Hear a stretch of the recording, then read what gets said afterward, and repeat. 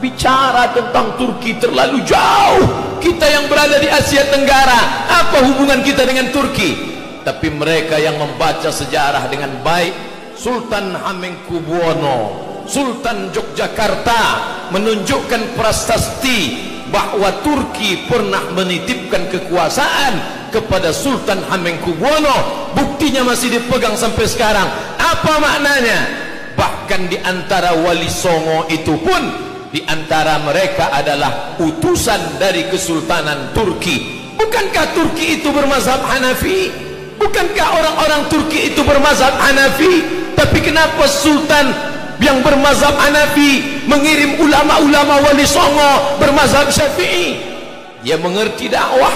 Kami memang bermazhab Hanafi, tapi kami tahu saudara kami yang jauh di sana mereka bermazhab Syafi'i. Maka mereka kirim para ulama dan dai yang bermazhab Syafi'i demi keutuhan, demi keselamatan. Mereka lah dulu yang menerangi bumi Nusantara ini, yang sebelumnya nenek moyang kita menyembah batu, menyembah lembu, menyembah setan.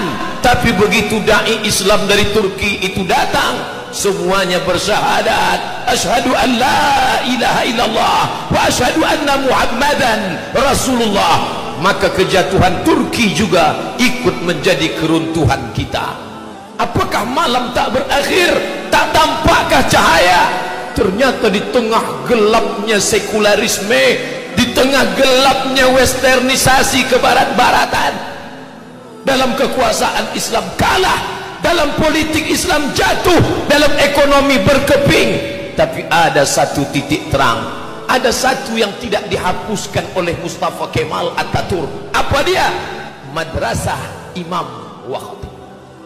1924 masjid tidak lagi ramai, khamar dihalalkan, perjudian, prostitusi, pakaian pendek, semuanya merajalela. Tapi ada satu yang tidak dapat dihapuskan, Madrasah Imam wa Khatib. Ada sekolah khusus untuk imam dan khatib. Pelan tapi pasti. Walaupun negara sekuler, walaupun orang mabuk di tengah jalan, walaupun diskotik di mana-mana, Madrasah Imam wa Khatib tetap eksis. Guru-guru dengan keikhlasan mengajarkan Al-Quran, guru-guru dengan lillahi ta'ala mendidik anak-anak. Subhanallah, Masya Allah, dari Madrasah Imam dan Khatib itu hampir seabad lamanya mereka ingin memadamkan cahaya Allah. Yuriduna ayyutfi'u nurallah. Mereka ingin memadamkan cahaya Allah. Wallahu mutimmu nurihi. Tapi Allah menyempurnakan cahayanya. Masya Allah. Ada satu yang tak padam, Madrasah Imam wa Khatib. Dari sekolah imam dan khatib ini lahirlah seorang pemimpin yang hari ini disegani dunia, yang berani duduk meletakkan tapak kakinya di wajah Simon Peres laknatullah alaih.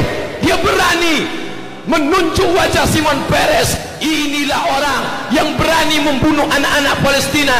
Ya qatilul abriya, wahai engkau yang berani membunuh anak-anak Palestina. Laki-laki itu bernama Erdogan, seorang alumni dari Madrasah Imam dan Khatib. Kita boleh kalah dalam bidang ekonomi, kita boleh kalah dalam bidang politik, tapi ada satu yang tak pernah mati, pendidikan Islam. Mari kita tanamkan agama Islam di dalam diri anak-anak kita. Banyak orang yang tidak sabar dengan keadaan ini, lalu mereka menempuh jalur kekerasan, radikalisme, bunuh, bakar, hancurkan. Ini bukan ajaran Islam.